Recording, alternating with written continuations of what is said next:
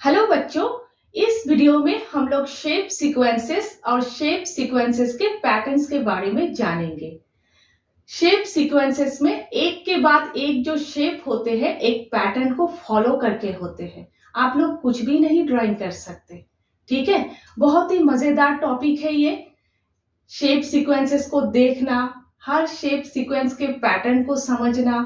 ठीक है, तो देखिए पैटर्न्स इन शेप्स।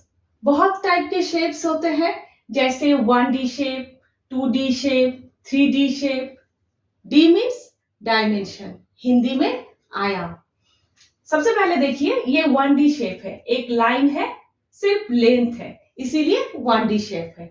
नेक्स्ट ये 2D शेप है, एक स्क्वायर है, हिंदी में वर्ग है। 2D शेप इसीलिए क्योंकि लेंथ है और ब्रेथ है। नेक्स्ट ये एक क्यूब है, हिंदी में घन। 3D शेप इसीलिए क्योंकि लेंथ है, ब्रेथ है, हाइट है। ठीक है, नेक्स्ट देखिए geometry, the branch of mathematics that studies patterns in shapes is called geometry. Mathematics की जो ब्रांच, जो शाखा शेप सीक्वेंसेस और शेप सीक्वेंस के पैटर्न्स के बारे में स्टडी करती है, पढ़ाई करती है, वो है geometry branch. Means geometry branch में हम लोग शेप सीक्वेंसेस के बारे में जानते हैं और शेप सीक्वेंसेस के पैटर्न्स के बारे में समझते हैं, वो जियोमेट्री ब्रांच में, वो जियोमेट्री ब्रांच है। और भी बहुत कुछ होते हैं जियोमेट्री ब्रांच में, लेकिन शेप सीक्वेंसेस के बारे में और पैटर्न्स के बारे में हम लोग जियोमेट्री ब्रांच में, शाखा में जानते हैं। ठीक है, नेक्स्ट देखिए shape sequences patterns, where shapes change or grow in a specific order। Her shape sequence में एक के बाद एक शेप एक पैटर्न को फॉलो करके आगे बढ़ता है। ठीक है, आप कुछ भी नहीं ड्राइंग कर सकते, एक पैटर्न होता है, एक के बाद एक शेप ड्राइंग करने का, एक स्पेसिफिक ऑर्डर को फॉलो करके ही होता है। ठीक है, वही बोला गया है यहाँ पर। ठीक है, तो नीचे टेबल 3 है, देखिए बहुत सारे शेप सीक्वेंसेस दिए हुए हैं। तो चलिए हम लोग देखते हैं हर शेप सीक्वेंस कौन सा है और हर शेप सीक्वेंस का पैटर्न क्या है। ठीक है, टेबल 3 समझने के साथ साथ हम लोग फिगर इट आउट 1 भी कर रहे हैं, पेज नंबर 11 के, क्योंकि फिगर इट आउट 1 में वही पूछा गया है हर शेप सीक्वेंस के पैटर्न आप लोग पहचान पा रहे हो या नहीं। ठीक है, तो चलिए देख लेते हैं सबसे पहला फर्स्ट शेप सीक्वेंस कौन सा है और उस शेप सीक्वेंस का पैटर्न क्या है। ठीक है, तो सबसे पहले फिगर इट आउट 1 के क्वेश्चन देख लीजिए, page number 11। Can you recognise the pattern in each of the sequences in table 3। Table 3 में जितने भी शेप सीक्वेंसेस दिए हुए हैं, क्या आप लोग हर शेप सीक्वेंस के पैटर्न पहचान पा रहे हो। तो चलिए देख लेते हैं टेबल 3 के सबसे पहला शेप सीक्वेंस कौन सा है। टेबल 3 के सबसे पहला शेप सीक्वेंस है रेगुलर पॉलीगन्स का, नियमित बहुभुज का। क्या है रेगुलर पॉलीगन्स? देखिए, regular polygons are closed shapes where all sides and angles are equal. नियमित बहुभुज बंद आकृतियां होती है जहां पर सभी भुजाएं और सभी कोण बराबर होते हैं। ठीक है, इस टाइप के क्लोज्ड शेप्स होना जरूरी है। तो सबसे पहला शेप देख लीजिए, ट्रायंगल, हिंदी में त्रिभुज, और इक्विलैटरल ट्रायंगल होना जरूरी है, समभुज त्रिभुज, क्योंकि इक्विलैटरल ट्रायंगल के ही ऑल साइड्स इक्वल होते हैं और ऑल एंगल्स इक्वल होते हैं। इक्विलैटरल इसीलिए क्योंकि रेगुलर है, इक्विलैटरल नहीं होते, सिर्फ पॉलीगन्स होते तो आप लोग कोई भी ट्रायंगल ड्रॉ कर सकते थे। ठीक है, नेक्स्ट क्वाड्रिलेटरल, चतुर्भुज, और स्क्वायर होना जरूरी है क्योंकि स्क्वायर के ही 4 साइड्स इक्वल होते हैं और 4 एंगल्स इक्वल होते हैं। स्क्वायर, हिंदी में वर्ग। नेक्स्ट पेंटागन, पंचभुज, 5 sides are equal, 5 angles are equal। ठीक है, next hexagon, षटभुज, 6 sides, 6 angles, 6 sides are equal, 6 angles are equal.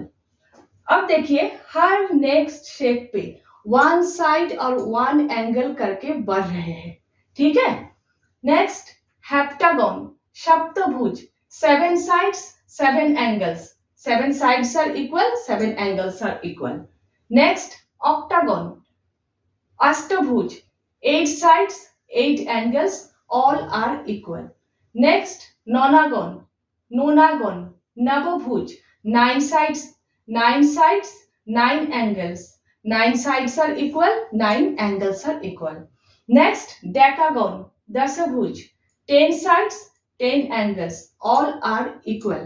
तो आप लोग देख रहे हो हर नेक्स्ट शेप पे 1 साइड और 1 एंगल करके बढ़ रहे हैं और यही है इस शेप सीक्वेंस का पैटर्न, ठीक है। तो पैटर्न में आप लोग लिखोगे क्योंकि पैटर्न पूछा गया है फिगर इट आउट 1 में। तो देखिए each shape has one more side and one more angle than previous one. हर आकृति में पिछले आकृति के तुलना में 1 भुजा और 1 कोण अधिक होता है, ठीक है। तो एकदम इजी है, एक बार देखने वाली बात है, ठीक है। टेबल 3 के सेकेंड शेप सीक्वेंस से ये कंप्लीट ग्राफ, हिंदी में पूर्ण ग्राफ, नेटवर्क कनेक्शन करने के लिए यूज होता है ये कंप्लीट ग्राफ। लैपटॉप हो, मोबाइल हो, एक डिवाइस के साथ दूसरे डिवाइस के डायरेक्ट कनेक्शन करने के लिए यूज होता है ये कंप्लीट ग्राफ। तो चलिए देखते हैं ये कंप्लीट ग्राफ क्या है। A complete graph is a graph for every point, आप लोग वर्टेक्स भी कह सकते हैं, ये पॉइंट्स है, वर्टेक्स भी है। For every point is connected to every other point with a single side. तो कंप्लीट ग्राफ एक ग्राफ है जहां पर सभी डॉट्स कनेक्टेड होते हैं दूसरे सभी डॉट्स के साथ, एक साइड या फिर एक लाइन के जरिए, एक सिंगल साइड या फिर एक सिंगल लाइन के जरिए, बस इतनी ही बात है, ठीक है। तो चलिए शेप्स के जरिए समझते हैं ये बात। सबसे पहले देखिए 2 डॉट्स है और 2 डॉट्स कनेक्टेड है, ये 2 डॉट्स कनेक्टेड है एक सिंगल लाइन के जरिए। ये डॉट इस डॉट के साथ कनेक्टेड है, ये डॉट भी इस डॉट के साथ कनेक्टेड है इस सिंगल लाइन के जरिए, ठीक है। यहाँ पर 2 डॉट्स है और एक लाइन है। नेक्स्ट और एक डॉट बढ़ गए, ठीक है। ये दोनों डॉट कनेक्टेड है इस साइड के जरिए, ये दोनों डॉट्स कनेक्टेड है इस साइड के जरिए, ये दोनों डॉट्स कनेक्टेड है इस साइड के जरिए। फिर से देखिए ये डॉट इस डॉट के साथ भी कनेक्टेड है, इस डॉट के साथ भी कनेक्टेड है, ये डॉट इस डॉट के साथ भी कनेक्टेड, इस डॉट के साथ भी कनेक्टेड है। इसी तरह से सभी डॉट्स दूसरे सभी डॉट्स के साथ कनेक्टेड है एक सिंगल लाइन के जरिए, ठीक है। नेक्स्ट पहले यहाँ पर ट्रायंगल था, यहाँ पर स्क्वायर बन गए, ठीक है, और एक डॉट बढ़ गए। यहाँ पर भी ये डॉट इस डॉट के साथ भी कनेक्टेड है इस लाइन के जरिए, और इस डॉट के साथ भी कनेक्टेड है इस लाइन के जरिए, इस डॉट के साथ भी कनेक्टेड है इस लाइन के जरिए। सिमिलरली ये डॉट इस डॉट के साथ भी कनेक्टेड है, ये डॉट इस डॉट के साथ भी कनेक्टेड है, ये डॉट इस डॉट के साथ भी कनेक्टेड है। इस तरह से हर डॉट दूसरे सभी डॉट्स के साथ कनेक्टेड है, ठीक है। किसी भी शेप के सभी डॉट्स दूसरे सभी डॉट्स के साथ कनेक्टेड है, ठीक है। नेक्स्ट सेम बात है, यहाँ पर भी सभी डॉट्स दूसरे सभी डॉट्स के साथ कनेक्टेड है। और एक बात देखिए, फर्स्ट शेप सीक्वेंस के सभी शेप यहाँ पर है, ट्रायंगल, स्क्वायर, पेंटागन, हेक्सागन, त्रिभुज, वर्ग, पंचभुज, षटभुज, ठीक है। सिर्फ इतना ही डिफरेंस है कि यहाँ पर डॉट्स कनेक्टेड है, यहाँ पर सभी शेप के डॉट्स कनेक्टेड है जो फर्स्ट शेप सीक्वेंस पे नहीं है, ठीक है। नेक्स्ट देखिए, यहाँ पर एक साइड है, एक लाइन है, यहाँ पर 3 साइड्स है, यहाँ पर 6 साइड्स है, आप लोग आसानी से काउंट कर लोगे। लेकिन यहाँ पर प्रॉब्लम होगा, वहां पर तो आप लोग कर ही नहीं सकते क्योंकि आप लोग एक एक लाइन एक एक साइड दो दो बार काउंट कर लोगे, ठीक है, पॉसिबल ही नहीं है, और नेक्स्ट तो हो ही नहीं सकता। तो आप लोगों को क्या करना है, A complete graph with n vertices is denoted as k to the base n. K to the base n equal n into n minus 1 by 2. इस फॉर्मूला के जरिए आप लोग नंबर ऑफ साइड्स निकालोगे इन सारे शेप्स के, ठीक है। तो देखिए यहाँ पर तो आप लोग आसानी से निकाल लोगे, यहाँ पर भी 3 साइड्स ही है, तो यहाँ से शुरू करते हैं, ठीक है। लेकिन यहाँ पर भी ये सब शेप के साइड भी आप लोग इस फॉर्मूला के जरिए निकाल सकते हो। तो देखिए यहाँ पर देखिए k to the base n equal ये यहाँ 4 इक्वल n के प्लेस पर 4 लिखोगे आप लोग, 4 into 4 minus 1 by 2 equal 12 by 2 equal 6। देखिए यहाँ पर 6 साइड्स है।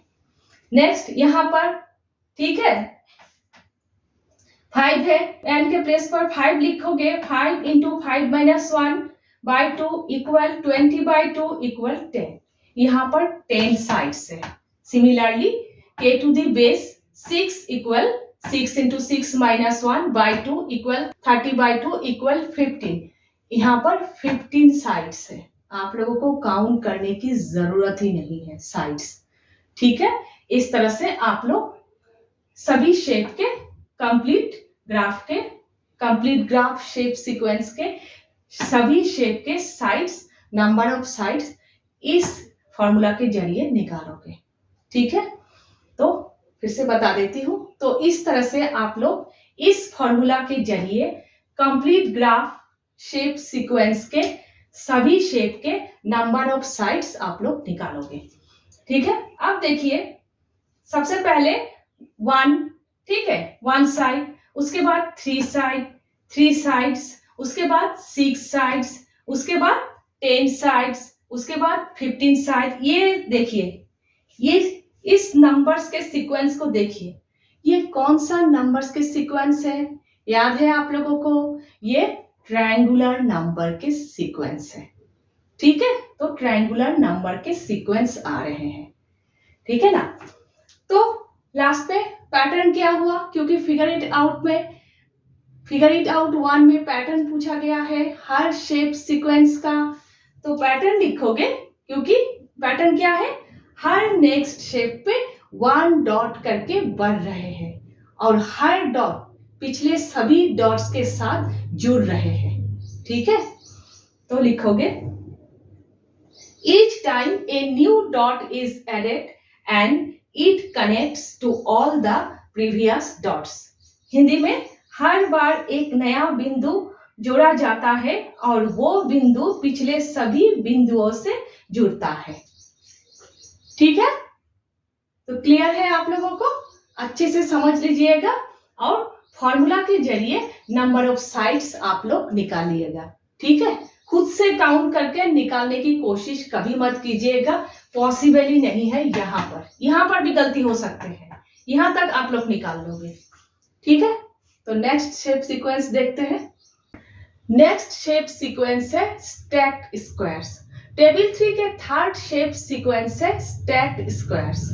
स्टैक का मतलब होता है चीजों को एक के ऊपर एक जमा करना या फिर लगाना। हर नेक्स्ट स्टेप पे आप लोगों को एक फिक्स्ड नंबर के स्क्वायर ऐड करना है ताकि एक बड़ा स्क्वायर बने, ठीक है। तो देखिए stacked squares refers to a sequence of perfect squares formed by arranging smaller squares to create larger squares। Stacked squares क्या है, छोटे छोटे स्क्वायर्सों के सीक्वेंस है। इस तरह से रोज और कॉलम्स में अरेंज किया जाता है ताकि एक बड़ा स्क्वायर का शेप बने, ठीक है। अब सबसे पहला शेप देख लीजिए, एक छोटा स्क्वायर, ठीक है, 1 रो 1 कॉलम। नेक्स्ट आप लोगों ने और 3 स्क्वायर ऐड किया तो 4 स्क्वायर, 2 रोज 2 कॉलम, ठीक है। नेक्स्ट 4 स्क्वायर है, आप लोगों ने और 5 स्क्वायर ऐड किया तो 4 + 5 9 स्क्वायर, 3 रोज 3 कॉलम्स, ठीक है। नेक्स्ट ऑलरेडी 9 स्क्वायर है, आप लोगों ने और 7 स्क्वायर ऐड किया तो 16 स्क्वायर, 4 रोज 4 कॉलम्स। ठीक है। नेक्स्ट 16 स्क्वायर है, आप लोगों ने और 9 स्क्वायर ऐड किया तो 25 स्क्वायर, 5 रोज 5 कॉलम्स। तो देखिए हर नेक्स्ट स्टेप पे आप लोग ऑड नंबर के स्क्वायर ऐड कर रहे हो। ठीक है। और बराबर रोज और कॉलम्स के स्क्वायर बन रहे हैं। सबसे पहले 1 into 1 1, 1 into 1 equal 1 square equal 1 होंगे। नेक्स्ट 2 रोज 2 columns equal 2 square equal 4 square के एक बड़ा स्क्वायर बन रहे हैं। Next 3 into 3 equal 3 square equal 9, 9 छोटे छोटे स्क्वायर के एक बड़ा स्क्वायर बन रहे हैं। Next 4 into 4 equal 4 square equal 16, 16 छोटे छोटे स्क्वायरों के एक बड़ा स्क्वायर बन रहे हैं। Next 5 into 5 equal 5 square equal 25, 25 छोटे छोटे स्क्वायरों के एक बड़ा स्क्वायर बन रहे हैं। मीन्स रोज नंबर और कॉलम्स नंबर इक्वल होता है स्क्वायर में, इसीलिए दोनों को ही n से डिनोट किया जाता है। तो n into n equal n square, rows number और columns number equal total number of square. ठीक है। तो देखिए कौन सा नंबर सीक्वेंस हुआ। सबसे पहले 1, उसके बाद 4, उसके बाद 9, उसके बाद 16, इसके बाद 25। ये है स्क्वायर नंबर सीक्वेंस। ऑलरेडी आप लोग टेबल 1 में करके आए हो। ठीक है। तो इस शेप सीक्वेंस के पैटर्न क्या हुआ, हर नेक्स्ट स्टेप पे आप लोग ऑड नंबर के स्क्वायर ऐड कर रहे हो। ठीक है, बड़ा स्क्वायर बनने के लिए। और rows number into columns number equal total number of square, यही है इस शेप सीक्वेंस का पैटर्न। ठीक है। तो पैटर्न देखिए, in each next step the square is formed by adding the smaller squares of an odd number resulting in a large perfect square, and the total number of small squares in the final is always n square। Hindi में लिखिए जो लोग हो, हर अगली आकृति में एक बड़ा वर्ग बनाने के लिए छोटे वर्गों की विषम संख्या का वर्ग जोड़ा जाता है। इस प्रक्रिया से जो अंतिम आकृति बनती है उसमें कुल छोटे वर्गों की संख्या हमेशा n स्क्वायर होती है। ठीक है। फिगर इट आउट 1 में पैटर्न पूछा गया है, तो इस तरह से लास्ट में आप लोग पैटर्न लिखोगे। ठीक है। अब देखते हैं नेक्स्ट शेप सीक्वेंस कौन सा है। नेक्स्ट शेप सीक्वेंस है स्टैक ट्रायंगल्स। टेबल 3 के 4th शेप सीक्वेंस है स्टैक ट्रायंगल्स। अगर आप लोगों को स्टैक्ड स्क्वायर्स क्लियर है तो stack triangles same to same stacked squares की तरह है। स्टैक का मतलब क्या था, चीजों को एक रूल के हिसाब से जमा करना ताकि एक बड़ा आकार बने, एक बड़ा शेप बने। स्टैक ट्रायंगल्स क्या है, तो चलिए देखते हैं स्टैक ट्रायंगल्स क्या है। A series of triangles placed on top of each other forming a bigger triangle और 3D shape. A series of triangles, एक फिक्स्ड नंबर ऑफ ट्रायंगल्स, एक फिक्स्ड नंबर के ट्रायंगल्स एक के ऊपर एक जमा होते हैं ताकि एक बड़ा ट्रायंगल का शेप बने। ठीक है। तो सबसे पहला शेप देख लीजिए, एक छोटा ट्रायंगल, क्योंकि इस शेप सीक्वेंस में चीज है छोटे छोटे ट्रायंगल्स। ठीक है। सबसे पहला शेप है एक छोटा ट्रायंगल। नेक्स्ट आप लोगों ने और 3 छोटे छोटे ट्रायंगल ऐड किया तो 4 ट्रायंगल बन गए और 2 लेयर्स बन गए। ये फर्स्ट लेयर है, ये सेकंड लेयर है जिसमें 3 ट्रायंगल्स है जो आप लोगों ने अभी ऐड किया। ठीक है। Total 4 triangles. नेक्स्ट 4 ट्रायंगल्स है, आप लोगों ने 5 छोटे छोटे ट्रायंगल और ऐड किया।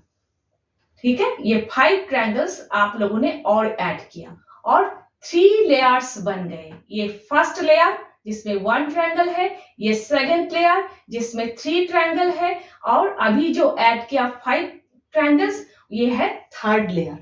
ठीक है, ये थर्ड लेयर है जिसमें 5 ट्रायंगल्स है। नेक्स्ट 9 ट्रायंगल्स है, 4 + 5 = 9, तो 9 ट्रायंगल से आप लोगों ने और 7 ट्रायंगल ऐड किया। ठीक है, तो 1 ट्रायंगल, 3 ट्रायंगल, 3 ट्रायंगल, 5 ट्रायंगल्स, और आप लोगों ने अभी 7 ट्रायंगल्स ऐड किया, तो फोर्थ लेयर बन गए। A total number of triangles equal 16. 9 + 7 16. तो देखिए ये जो नंबर्स है, इसी नंबर्स का ट्रायंगल्स ऐड करते जाना है ताकि एक ट्रायंगल का आकार बने। कुछ भी नंबर्स के ट्रायंगल्स आप लोग ऐड नहीं कर सकते, फिर ट्रायंगल का आकार नहीं बनेंगे। ठीक है, नेक्स्ट 9 + 7 = 16. 16 ट्रायंगल्स थे, आप लोगों ने और 9 ट्रायंगल्स ऐड किया। ठीक है, आप लोगों ने और 9 ट्रायंगल्स ऐड किया, इक्वल 25 ट्रायंगल्स हो गए।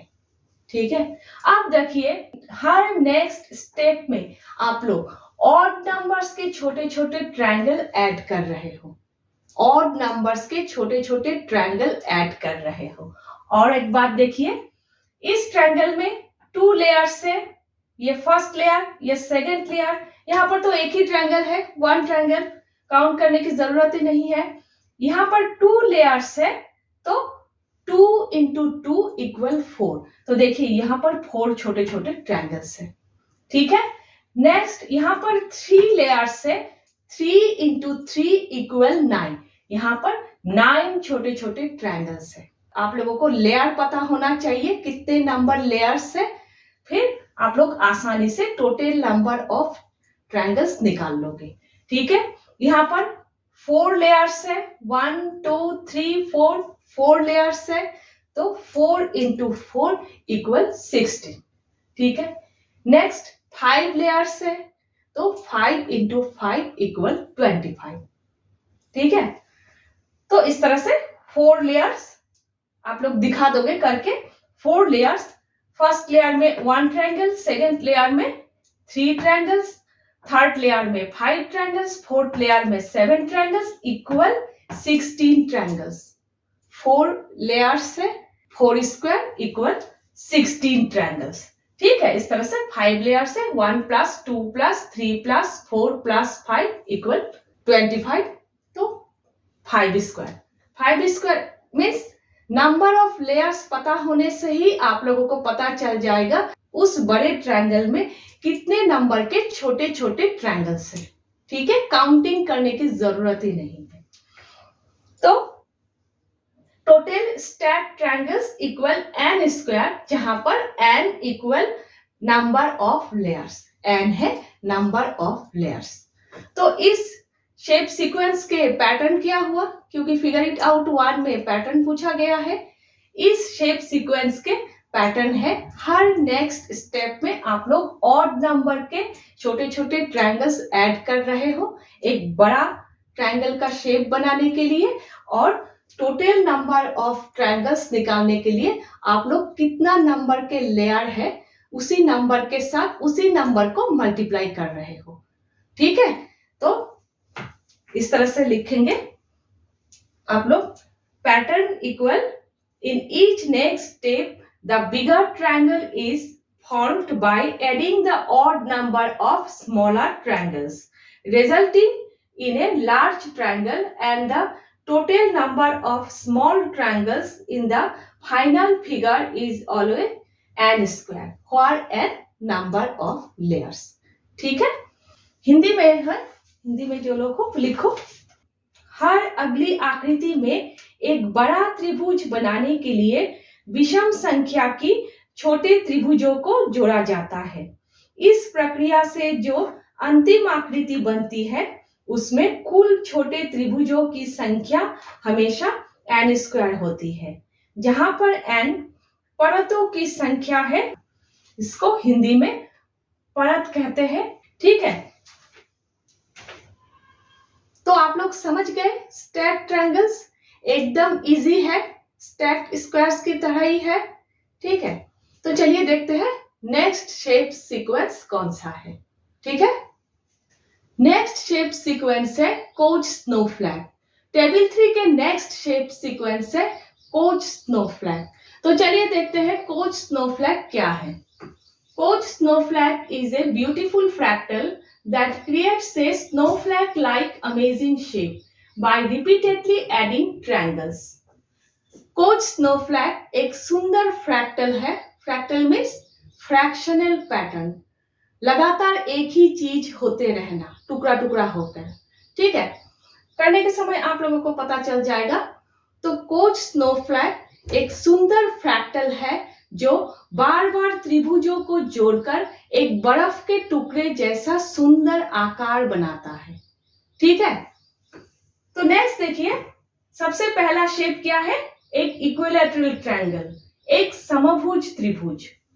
ठीक है, 3 साइड्स है, 3 साइड्स इक्वल है। नेक्स्ट देखिए, हर साइड को 3 पार्ट किया जाएगा और मिडिल पार्ट के ऊपर एक 2 साइड वाला इक्विलैटरल ट्रायंगल बनाया जाएगा। ठीक है, इसका नेक्स्ट शेप है ये। इसको समझना है तो यहां देखिए।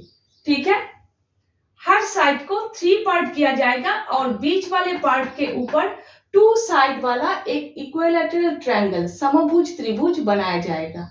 2 साइड वाला क्यों? क्योंकि ये वाला हिस्सा मिटा दिया जाएगा। ठीक है, ये नीचे वाला हिस्सा मिटा दिया जाएगा।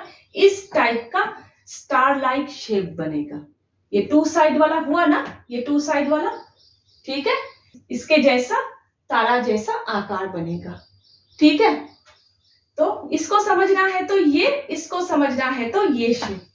ठीक है, अब देखिए, सबसे पहले तो आप लोग ट्रायंगल से ही शुरू करोगे, लेकिन इसके बाद आप लोग सिर्फ साइड के बारे में ही सोचोगे।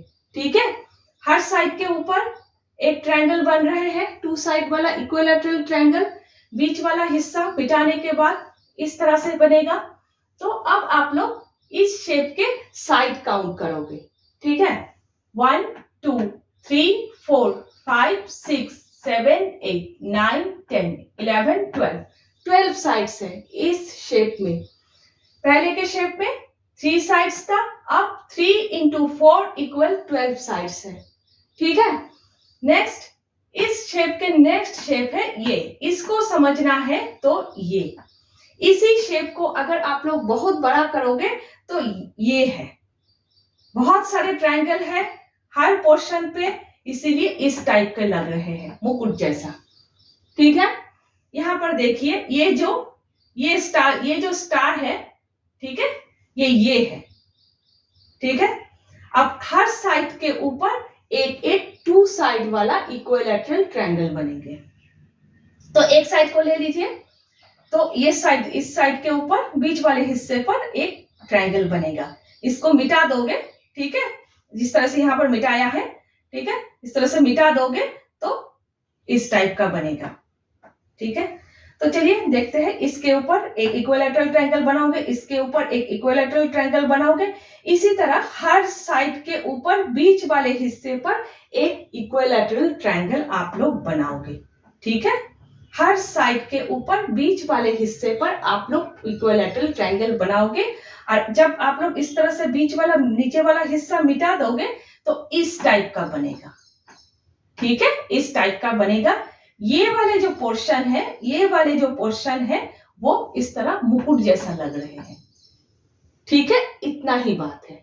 ठीक है, तो देखिए, अब नेक्स्ट आप लोग साइड काउंट करोगे, कितना साइड है, कितना नंबर साइड है।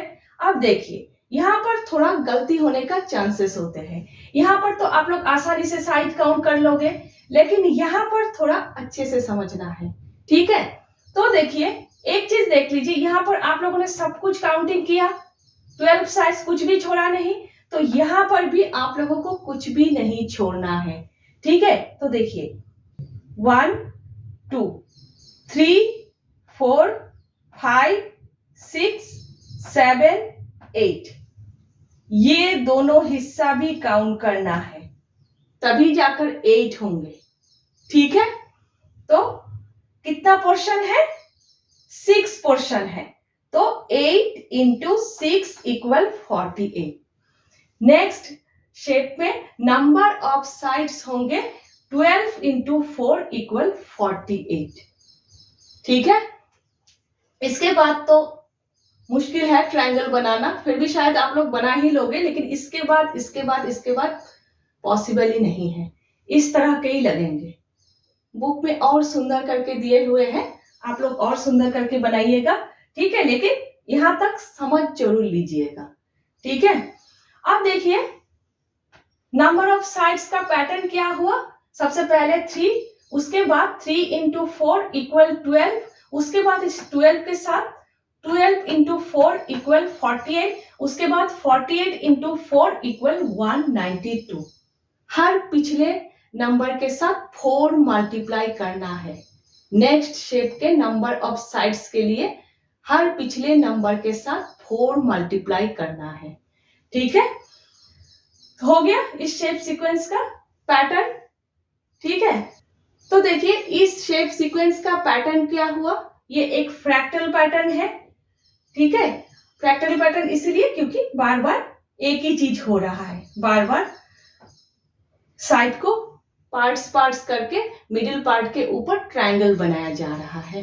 ठीक है, और यही चीज लगातार होते जा रहा है और धीरे धीरे ट्रायंगल्स इतने बढ़ते जा रहे हैं कि एक बर्फ के टुकड़े जैसा सुंदर आकार बन रहा है।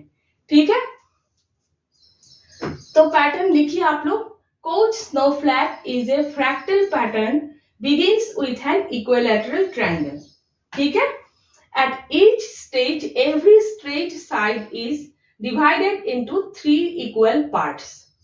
The middle part is replaced with 2 sides of a new equilateral triangle pointing outward. ये जो बाहर की तरफ है इसको बताया जा रहा है। The process is repeated creating complex snowflake like shape. ठीक है, यही प्रोसेस रिपीट होते जाएंगे, धीरे धीरे एक अद्भुत कॉम्प्लेक्स मीन्स अद्भुत बर्फ के टुकड़े जैसा आकार बनते जाएंगे। ठीक है, हिंदी में लिखिए। कोच स्नोफ्लैक एक फ्रैक्टल पैटर्न है जो एक समभुज त्रिभुज से शुरू होता है। हर अगली स्तर में, ठीक है, हर अगले स्तर में हर सीधी भुजाओं को 3 बराबर भागों में बांटा जाता है। बीच वाले भागों को हटाकर वहां बाहर की ओर एक नया समभुज त्रिभुज जोड़ दिया जाता है। ये प्रक्रिया हर नई सीधी रेखा पर बार बार दोहराई जाती है, जिससे एक जटिल और सुंदर बर्फ के टुकड़े जैसे आकार बनता है। ठीक है,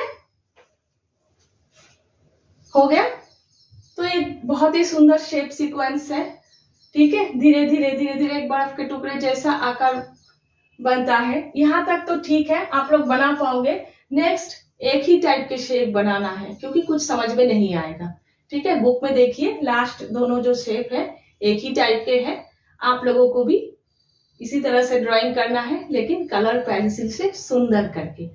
ठीक है, एक करेक्शन है, आप लोगों में से जो हिंदी में हो उन लोगों के लिए, जितनी बार भी मैंने परत या फिर स्तर बोला है, स्तर के स्थान पर स्तर है, आप लोग ठीक कर लीजिएगा। ठीक है।